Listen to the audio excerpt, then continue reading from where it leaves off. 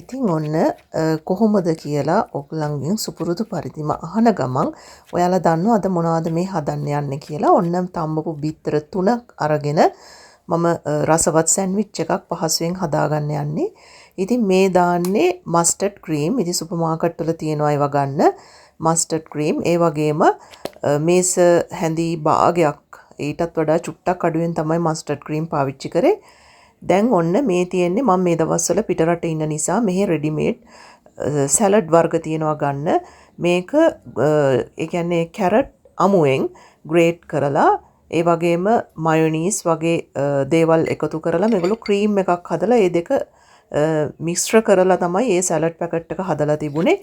ඉතින් මම ඒකෙන් මේස හැඳි දෙකක් පාවිච්චි කරා. ඒ වගේම තව රසවත් වෙන්න මයොනීස් මේස හැන්දක් පාවිච්චි කරා. ඉතින් ඔයාලට මේ වගේ සැලඩ් වර්ග අපේ ලංකාවේ නම් ගන්න නැහැ මම දන්න තරමින්. ඉතින් ඒක නිසා ඔයාලට පුළුවන් කැරට් අරගෙන තමන් කැමති ප්‍රමාණයකට පොඩි පැත්තෙන්, ඒ කියන්නේ පොඩි ග්‍රේටර් එකෙන් ග්‍රේට් කරලා මයොනීස් ටිකක් වැඩිපුර එකතු කරලා මේ විදිහට හදාගන්න. ඊට පස්සේ රස අණුව ලුණු සහ ගම්මිරිස් කුඩු මම පාවිච්චි කරා. ඒක ඔයගොල්ලන් රස අණුව පාවිච්චි කරන්න.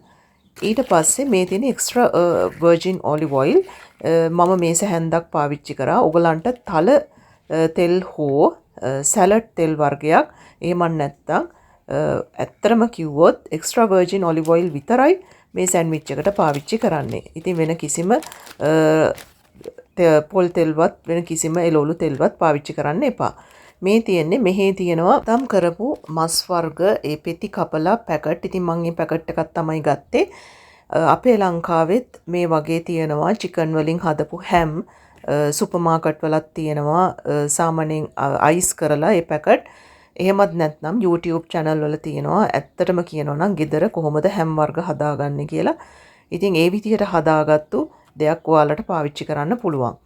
ඉතින් ඔන්න ඔය විදිහට මම ඔයාලා කැමති සෑන්ඩ්විච් පාන් වර්ගයක් ගන්න අරගෙන මම මෙන්න මේ විදිහට හදාගත්තු මිශ්‍රණය මැද්දට තවරලා ඊට පස්සේ මස් පෙත්ත තියලා ඔන්න ඔය විදිහට පහසුවෙන් ඉක්මනින් මේ සෑන්ඩ්විච් එක හදාගත්තා. ඉතින් ඔයාලටත් මේ විදිහට සෑන්ඩ්විච් වර්ගයක් ඉක්මනට හදාගන්න පුළුවන්. ඔයාලත් හදලා බලන්න. හදලා කොහොමද කියලා අනිවාර්යෙන් කමෙන්ට් එකක් දාන්න. තවත් වීඩියෝ එකකින් හම්බෙමු. ගිහිල්ලා එන්නම්.